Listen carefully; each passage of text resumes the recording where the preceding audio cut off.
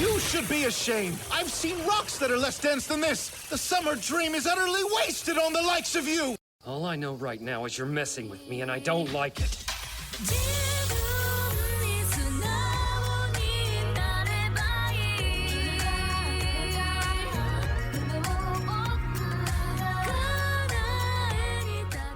Greetings once again, my friends, and welcome back to talking more Fruits Basket on Geek News Marathon Night. I am excited. I don't know about my wife, Andrea, but we are excited to put this season behind us so that we can then move on to Season 3.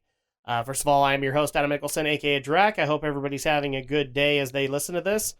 Andrea, how are you doing, my wonderful wife? I am doing fine.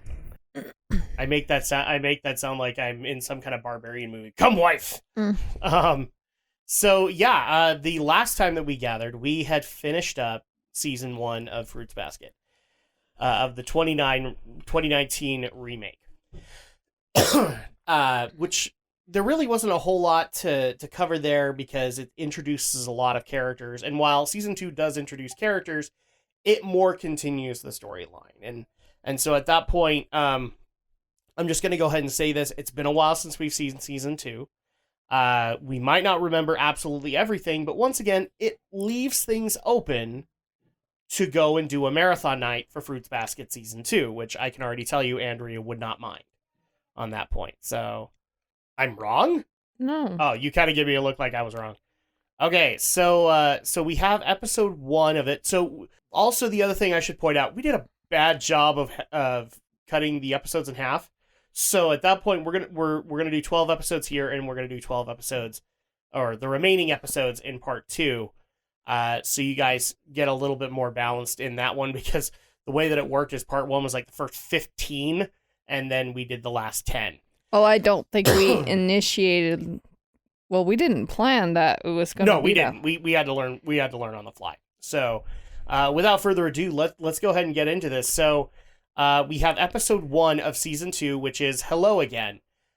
This is where we get kind of a recap of the first season, and technically this episode happened in the original series, where Motoko Minagawa, who is like the head of the Yuki fan club, is getting ready to graduate. This was actually like the episode before we learned the truth about Kyo, where Motoko Minagawa had to kind of say goodbye to Yuki, because she was graduating. So at that point, she couldn't see Prince Yuki anymore. I'm pretty sure she came back with a camera. That's just the way it goes. But also, Yuki has decided to be the student body president for this next year.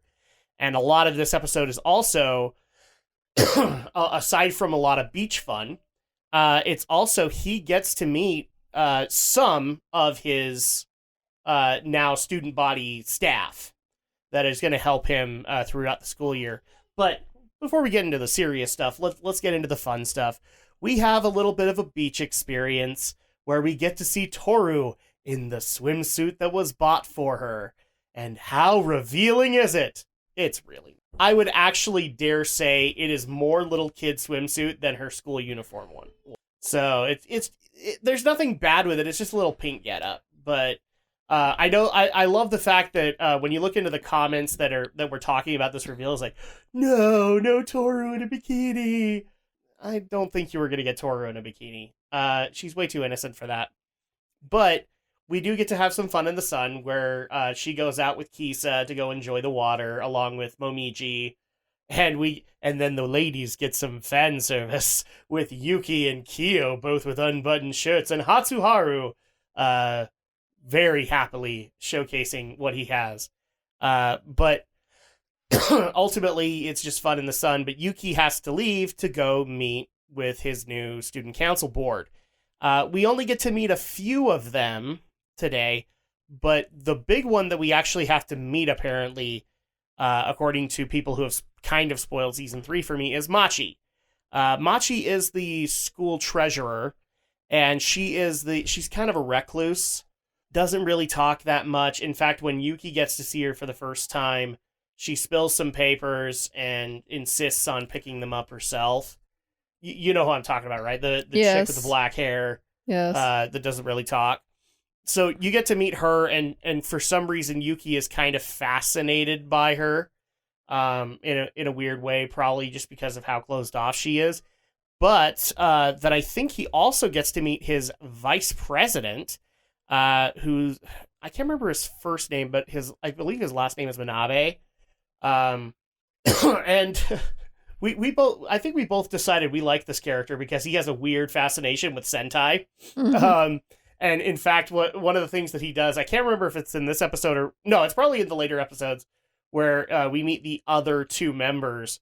But he actually immediately starts to say, like, which Sentai color are you? And I remember we liked that. I can't remember which one did he say? Yeah, he said he was black. He wanted to be the Black Ranger. So at that point, yeah, Manabe is a good guy. He's a little weird. He's very jockish. I think that's safe to say. Yeah. Because Yuki is still kind of keep to himself, and Manabe, not in this episode, but in later ones, he just kind of tries to push Yuki out of his shell a lot, and so that's why in a lot of cases, a lot of us really like Manabe, just because of what she adds into it. But yeah, I don't think we meet the other two members because we have the one girl who's not airheadish, but she's very social. And then we have the little guy who I think is supposed to represent like the junior class members. And he is, if Yuki is like very shy, he is very anal. He's very, we have to get everything done and we have to do it right and all that. So where Manabe is like, oh, come on, relax. The other kid he's like the uptight. Yeah, he's the uptight person, anal person. I don't mean to use the term anal, but he is. He's very anal retentive and all that. But that's a lot of what happens this episode, alongside just cute little moments between Toru and Kyo and Toru and Yuki, and those are kind of the prime moments. So I'm going to be leaving it vague for these ones because again, we might do this as a season. So. And anything else you want to add on that one? Not much. But Motoko is where in the original series, Motoko was the focus of this because she was graduating. She isn't here. She's very much an afterthought, and I kind of like that because we didn't really get too many episodes with the Yuki fan club in this series, whereas they were a highlight in the previous series. So yeah, it's totally fine. Then we move to episode 2, Eat Somen with Your Friends. So the other thing that this is basically like a school, it's not summer break, but it is one of the breaks, where we keep on having this brought up every now and again where the students have to submit their career plans. Did you ever do a career plan for school? I don't think so. Like, did you ever get pulled into a guidance counselor's office to figure out what you want to do and what classes you want to take? No. That's kind of what this reminds me of. Instead, I guess in the Japanese school environment, you just kind of do it on your own. Whereas here, like, we meet with a guidance counselor. I mean, probably the closest thing you could probably think of is, well, only to help select classes, but... See, I did. Just to help with graduation, but not for career-wise. Well, that was kind of a general counselor. Guidance counselor was like, well, yeah, helping you get scholarships and stuff like that. No. See, I did, and the guy hated me because I hated school so much that I just wanted out. So, like, I didn't care about where like this guy was encouraging me to go into another 4 to 8 years of school, and you weren't going to get that to happen. So he hated me because, like, we would basically spend an hour of doing nothing because I kept telling him, like, as soon as I get out, I'm getting a job and I'm going to take a break from school because I hate school. And he instead kind of pushed the whole, you need to plan for the rest of your life, son. I'm like, yeah, I'm planning for the rest of my life. I don't want to have anything else to do with an academic environment. Now, I did go to school. It's back to school later, but I was not in the mood to do it then. So, guy hated me. Or maybe he loved me because he got an hour-long break. I don't know. Anyway, so the students are being urged to submit their career plans, and one of the things that keeps getting kind of hammered is Yuki, Kyo, and Toru haven't really figured out theirs. Maybe Yuki is a little further along, but Kyo is very closed off when he talks about it, and Toru has absolutely no idea what she's doing. She's been so into what everybody else is dealing with, and this is going to be a recurring theme in season 2. She's been so obsessed with everybody else, she hasn't thought of herself.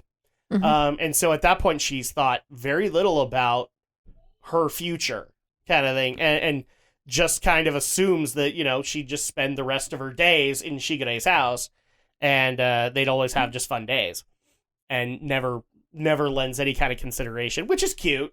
You know, like, it's cute, but at the same time, it's like, oh, yeah, that's not how it goes.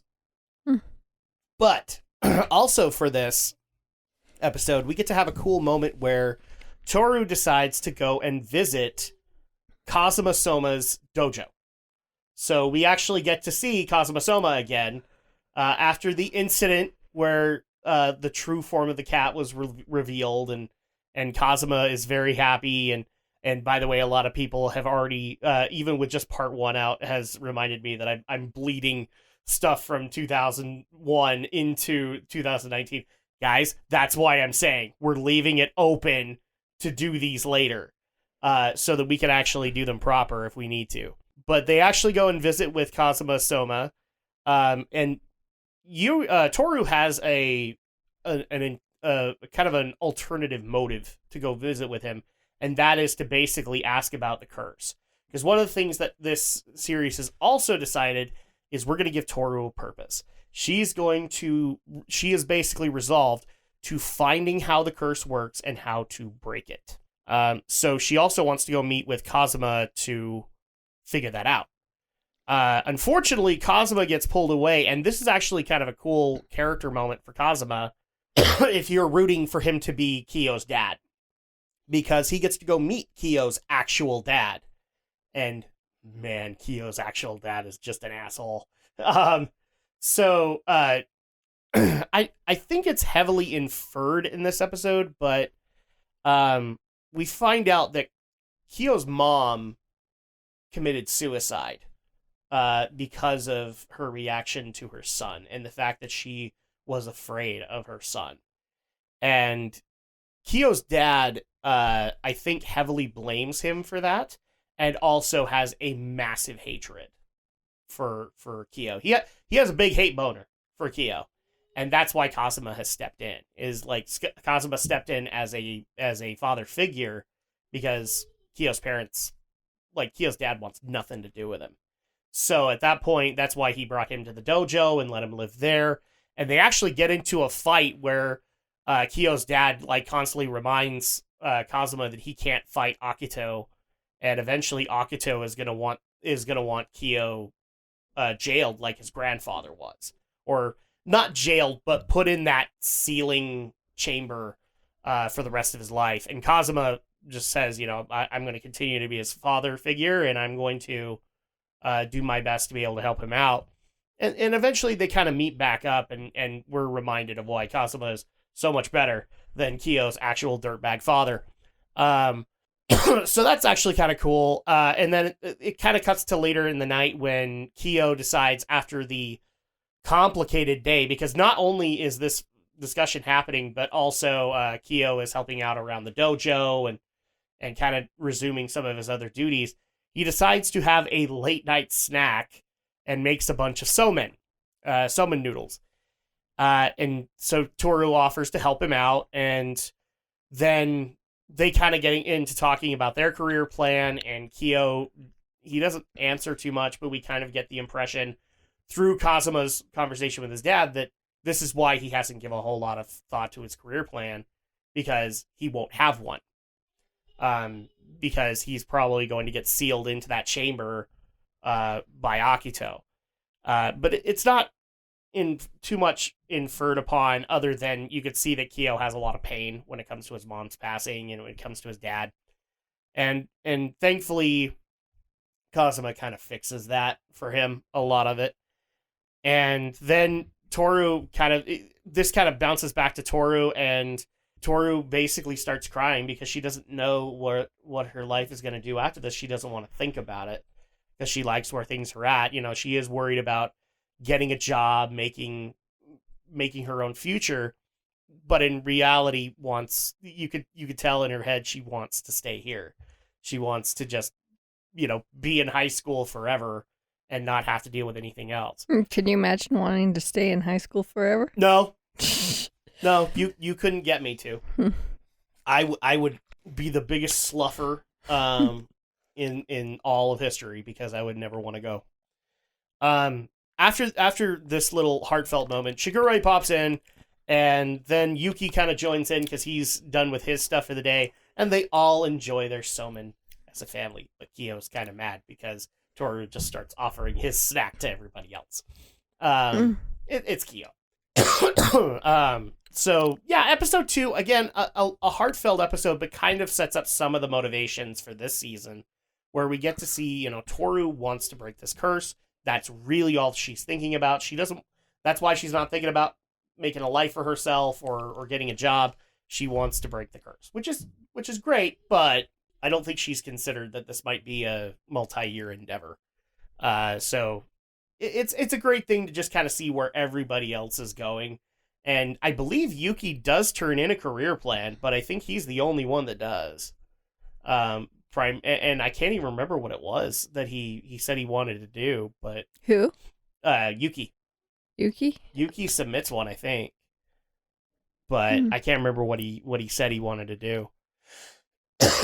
Other than, he's just doing student council. So, okay, then we move to episode 3, which is Shall We Go and Get You Changed? This is another episode that happened in the previous series, so we're going to be repeating a lot of the stuff that happened, but who but of all people comes and actually asks comes to visit Shigure's house but Ayame Soma.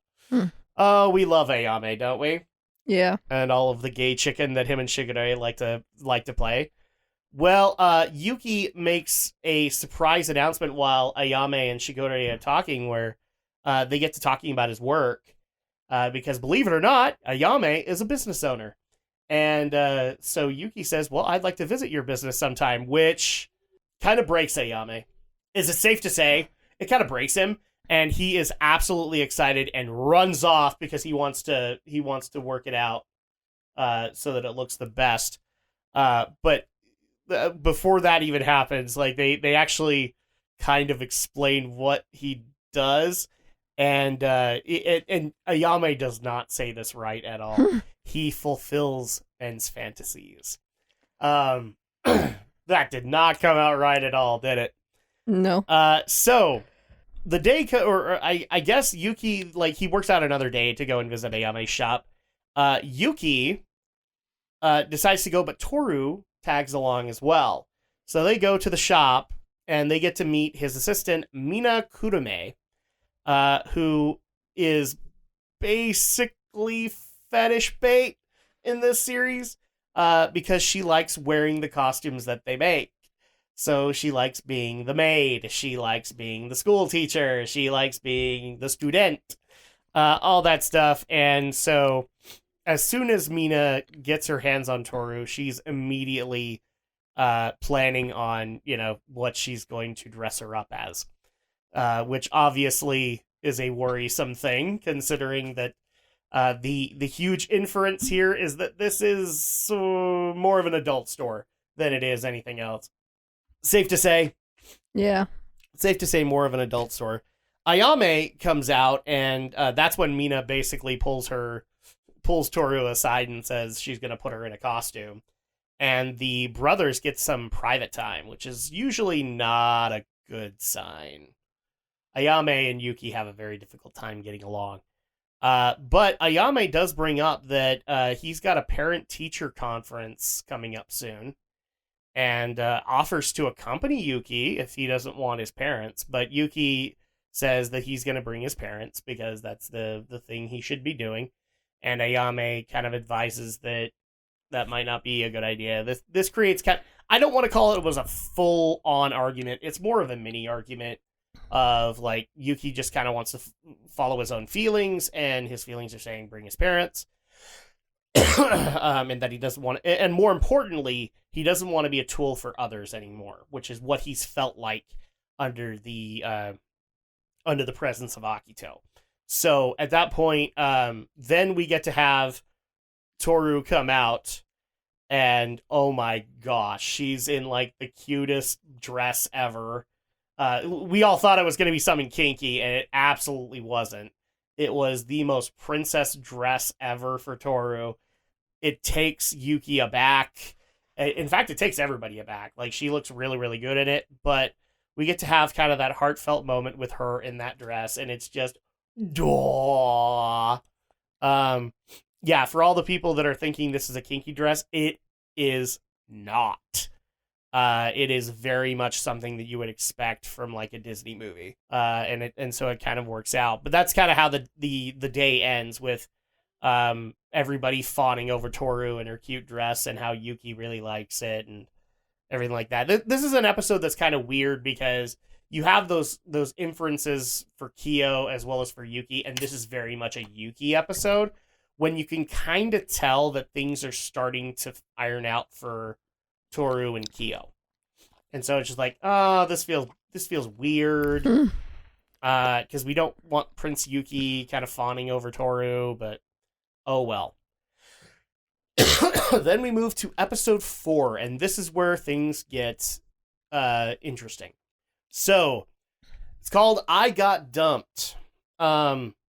I want to say we've seen her before this point, but I don't think we have. So we cut to Hatsuharu going to the hospital to go visit somebody. And all we know is that her name is Rin. And then something happens between them. He becomes moody and for some reason, like, things get really quiet and somber in that. And then we cut to school, and Hatsuharu goes Dark Haru at school. This is not a good sign. He starts trashing the classroom. Momichi goes to Yuki, Kyo, and Toru for help, and they try to calm him down, but it nearly comes to blows between Kyo and Haru, and their homeroom teacher pours cold water on them, and they go to cool down, and then Hatsuharu is temporarily suspended because of trashing the classroom, obviously. But then, when they try to figure out what the heck happened, Yuki actually gets the answer because Rin dumped him, but didn't give him a reason. So Rin, the girl he visited in the hospital, it was apparently his girlfriend, and dumped him. During the suspension, Yuki actually goes to visit Hatsuharu, and it takes a lot of courage for Yuki to do this, because as we kind of see, Yuki has a lot of post-traumatic stress when it comes to the Soma estate. He does not like going there. And so he goes to try and visit Hatsuharu.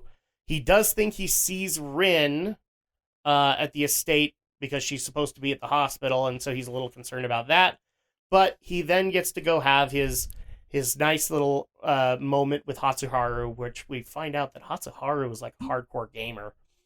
He's got lots of posters up and everything like that. And we even kind of get a loving gay moment between Yuki and Hatsuharu. Oh my gosh. Like, I can see why people would take it that way. I took it as like that after school movie kind of way, like, oh dude, bro, I've got your back kind of thing. Yeah. But basically Yuki offers to kind of help comfort Hatsuharu, but Hatsuharu's so not really a whole lot else that can be done, and Yuki leaves satisfied with the decision. And then we get to see Rin looking on as he leaves. And that's pretty much this episode, is the conflict between Rin and Hatsuharu. Toru knows it's his girlfriend. I don't think she knows it's Rin just yet. But this is more emphasizing the relationship between Hatsuharu and Rin, which is so it's a cute episode. And it's a feel-good episode, but not really a whole lot else happens. Anything you want to add with that? Not a whole lot. Yeah. I mean, it's great to see like a relationship forming between Haru and Yuki, but and I personally like that lashing out moment in the classroom because it makes sense. Like it, breaking up is a hard thing for teenagers, and so it makes sense that the dark Haru or black Haru would come out after being dumped. Yeah. So I'm willing to get that. So we go to episode 5, which is Wait for Me, Torororo Soba. This is when their summer break begins, and Toru and all the Soma boys decide to go to the department store, which Momiji then urges them to go visit a haunted house. It's a very hokey haunted house, might we add, but, well, it works for Momiji and Toru, because they are both freaking out. Sorry, go ahead. No, I'm just, like, if they're on summer break, surprisingly they have a haunted house around that time anyway. Well, but also the schedule in Japan is different. I guess that's true. Than in America. So at that point, it makes sense there, I guess.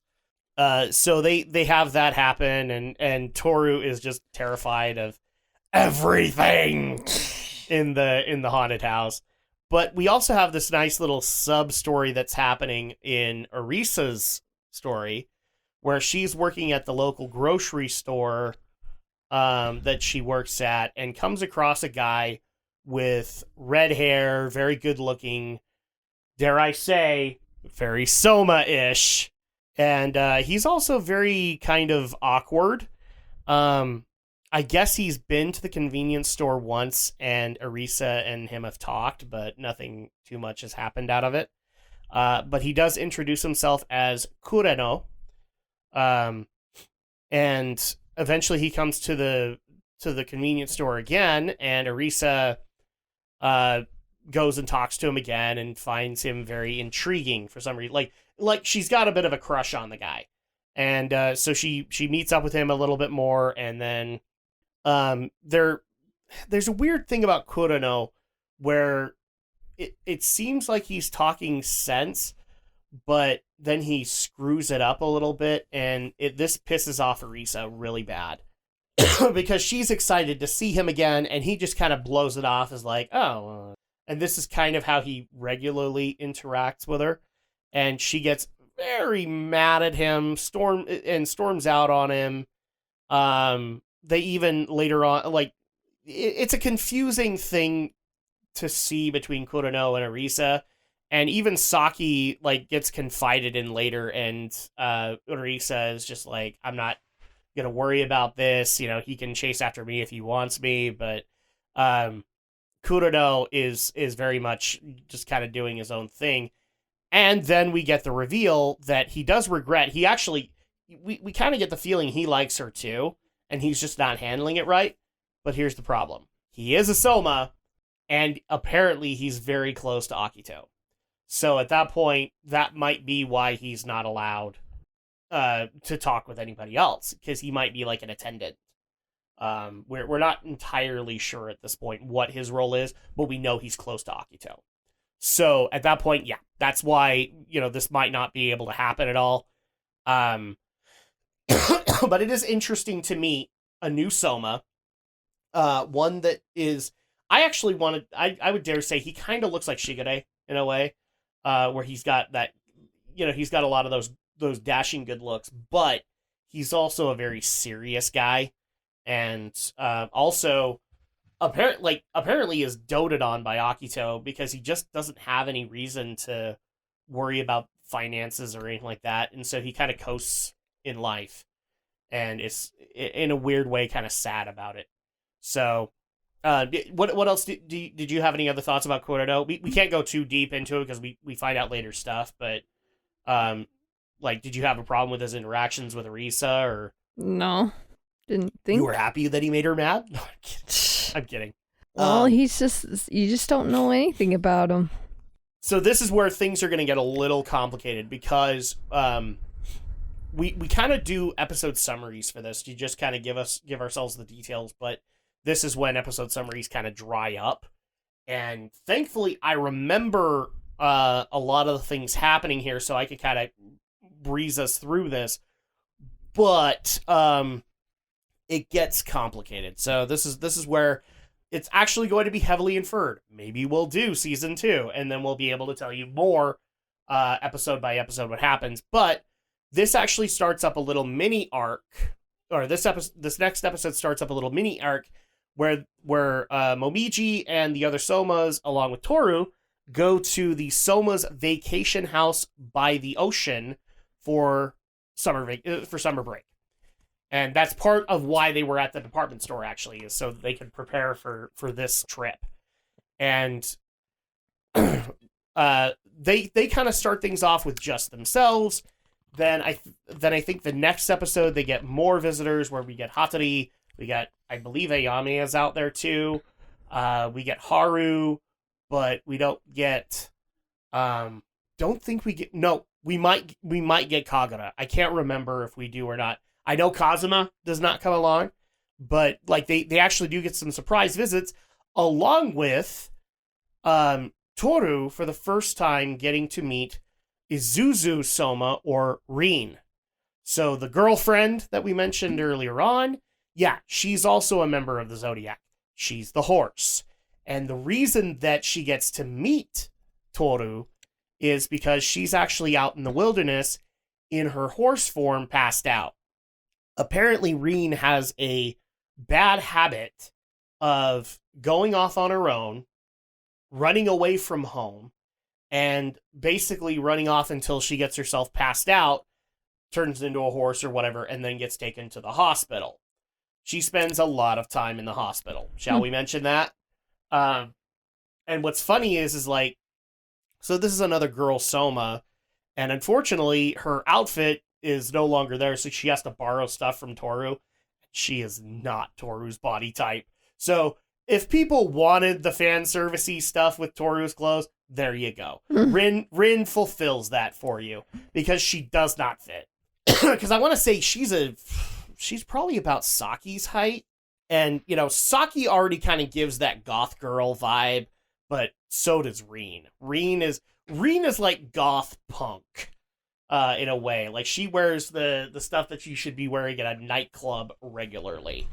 And she also very much keeps to herself and is very stubborn about what she's doing. So we don't really get a whole lot of answers between, you know, the relationship between her and Haru.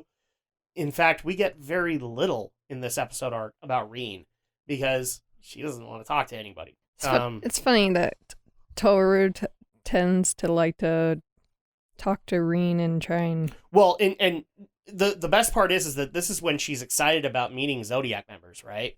And Rin ain't having any of that. She very much is not excited about meeting Toru. She wants nothing to do with Toru. And this kind of sets off Toru into a little bit of a spiral, because eventually she got to meet all the Somas. Like they eventually open up to her. Rin, not so much. She's not opening up to anybody. And Yuki and Haru try to, I think a couple of times, try to comfort Toru in the fact that she's not getting through, but then it gets worse, because the next episode, Akito, no, actually, you know what? Kagura does visit, or is mentioned, because she was living with Kagura's parents and her, and ran off. So that's how we get Kagura there, but I don't think she goes to the summer house. But then Akito goes to the vacation house, and things get significantly more awkward. Doesn't also Hiro and Kisa... I think Hiro and Kisa join in maybe the second episode, or maybe they come with them. It would make more sense for them to come later. Like Hattori brought them. But yeah, they're there too. But then Akito comes to the house, and things get way more formal, way more on edge. Yuki doesn't spend really any time at that house, because he's out basically avoiding Akito. He does not like him. He doesn't want to visit him. Kyo also spends a lot of time away, because they don't want to. Basically, what you're getting here is that, he, like, Akito kind of reserves a piece of the house for himself, and he gets to visit with the Zodiac members, But Kyo and Yuki and even the others don't really like dealing with Akito. Akito is abusive. It seems like in the flashbacks, and so it's not good for any of them to spend any quality time with him. But Toru doesn't know what to make of that because she doesn't see the flashbacks like we do. So things get a lot more complicated with Akito at the house. We even get to see like a moment with him and Yuki where Akito just basically says you shouldn't be trusting Toru, you should be trusting me. And by the way, this is another thing that also kind of happens here. Akito has considerable more hatred for Toru, at least a building hatred for Toru. And we're not sure why. He does not like her. Like, when they first met, he was polite, but then we get a cut to a limo or something like that, or when he was talking with Shigure, and he basically says, "Oh, she's boring. Why would anybody be interested in her?" And since so much has happened with the Somas since then, it's like Akito is offended by it, and starts to despise Toru. And ultimately, in the last episode, So Precious, it all comes to a head where we get a huge reveal about Akito. Just to kind of sum things up, in the evening, Akito gets into one of his rages where he wants to go meet with Toru, and they haven't met yet, and Momiji is in the way and says, like, Akito, maybe you ought to go to the annex or whatever. Gets the shit scratched out of his cheek. And then Toru steps in to try and help Momiji, and I think a few other Somas might step in to try and handle the situation later. But then we get the big reveal. You could almost call Akito, since he's the head of the family, also part of the Somas, or also part of the Zodiac, but he's not an animal. He's not an animal. He, in fact, is the personification of the Jade Emperor, or in this case, God. He's God in there, and that's why.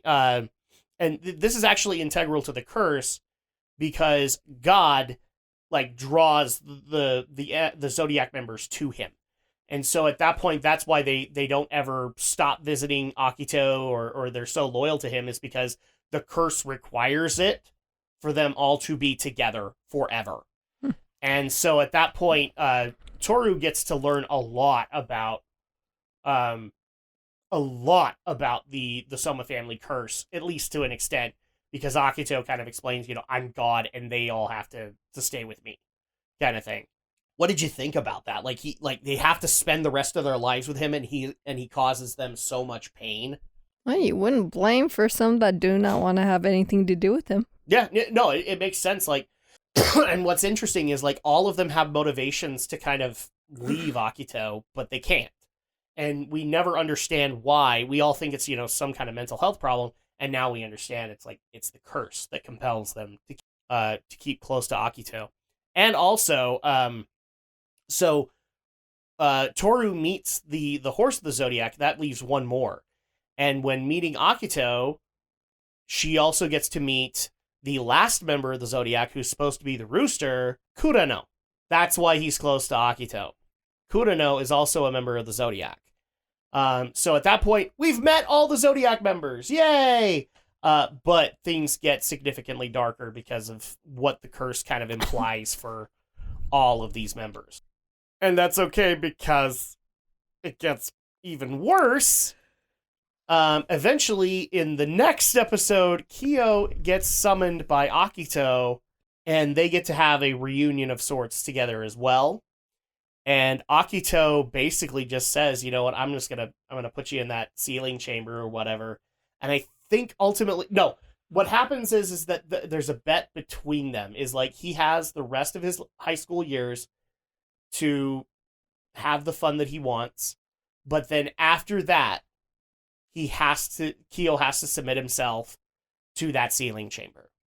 And Akito will not allow for anything else to happen on the matter. Which is weird, because the cat is part of the Zodiac too, and yet he is also drawn to Akito.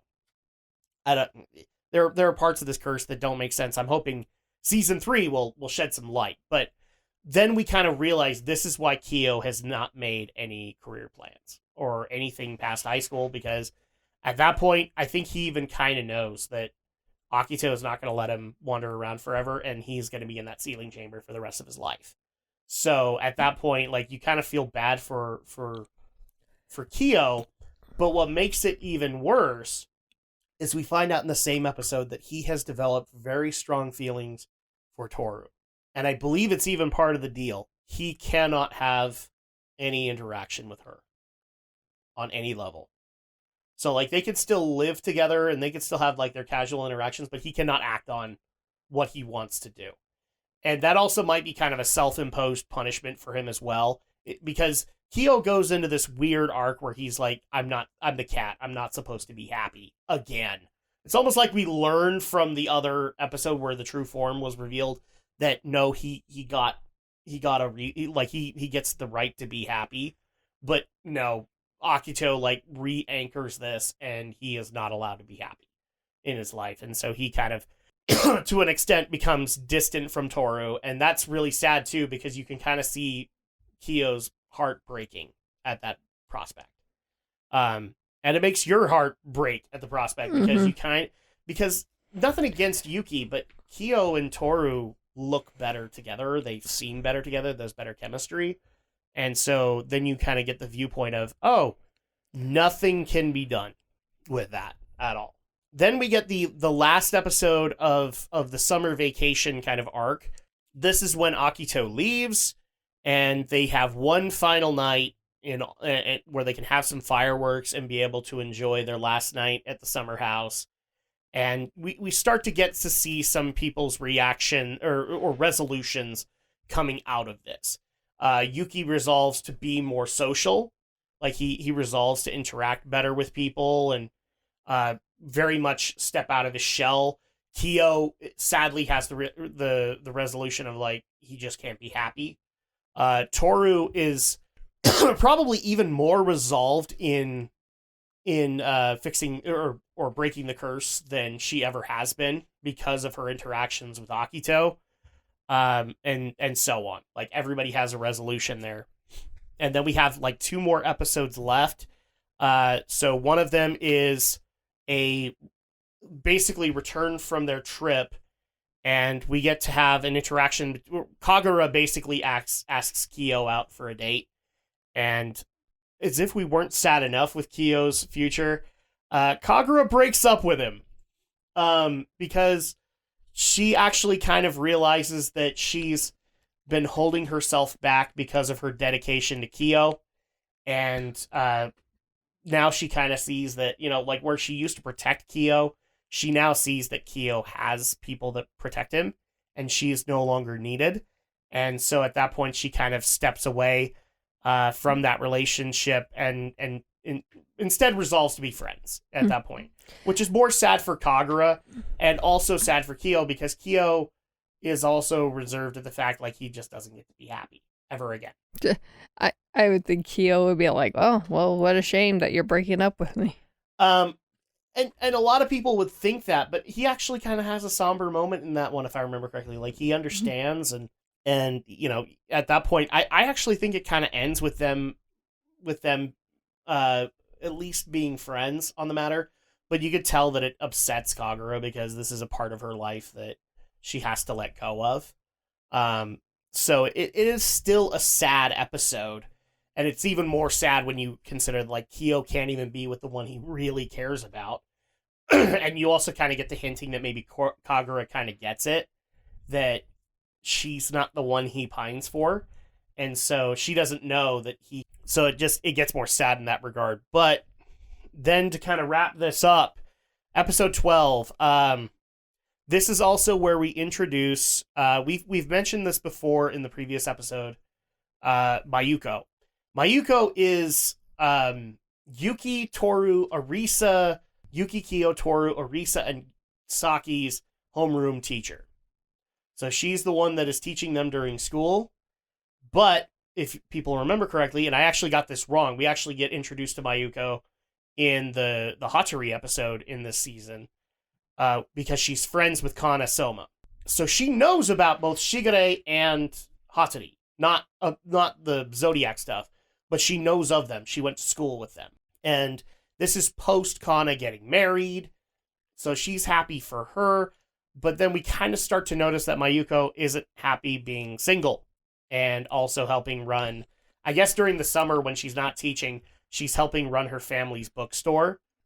And Shigure knows this and comes in quite regularly to harass her. I love Shigure, but in this series, he's very much a douchebag and even has some of his own plans behind the scenes that we really haven't talked too much about. Part of that is just because we don't know what his plan is. Like he keeps on saying like he's doing all these intentional things with Toru and basically like moving pieces on a chessboard. We don't see what his end game is though. And I kind of don't want to talk about it until we figure out his end game. But we actually kind of get the teasing that Mayuko might be interested in Hatori instead of Kana. So Shigure kind of plays matchmaker, I want to say. He kind of plays matchmaker with Mayuko and Hatori and tries to get them together, and it is it safe to say it's awkward? It's really awkward. Mm-hmm. Because Mayuko's not the most social person, and neither is Hatori. And so neither one of them know how to make the first move, if that makes sense. And so Shigure, that's why he plays matchmaker. Like you could see through his motivations, he wants both of them to be happy, and he thinks they both could be happy together. And one of the reasons that we also know this is because Shigure actually did date Mayuko for a time, and she couldn't stand it. And so they became friends out of it, but not friends, more like acquaintances out of it. And so that's when he kind of notices that Hatori might have a thing for her and that she might have a thing for Hatori, and he wants them both to be happy, kind of thing. So it's a cute little episode, but it's awkward, very awkward for a first date. Nothing more to say on that one? No, okay. It's just awkward altogether. All right. And that's 12 episodes. So that's going to go ahead and do it for this one. When we come back for part 2, we will be doing episodes 13 through 25, where we get a lot of revelations in the meantime with this. And part of those revelations are going to be helpful moving into season 3. So with that, thank you guys so much for listening. We will be back next time for part 2 of season 2. Until then, take care. Have a good day.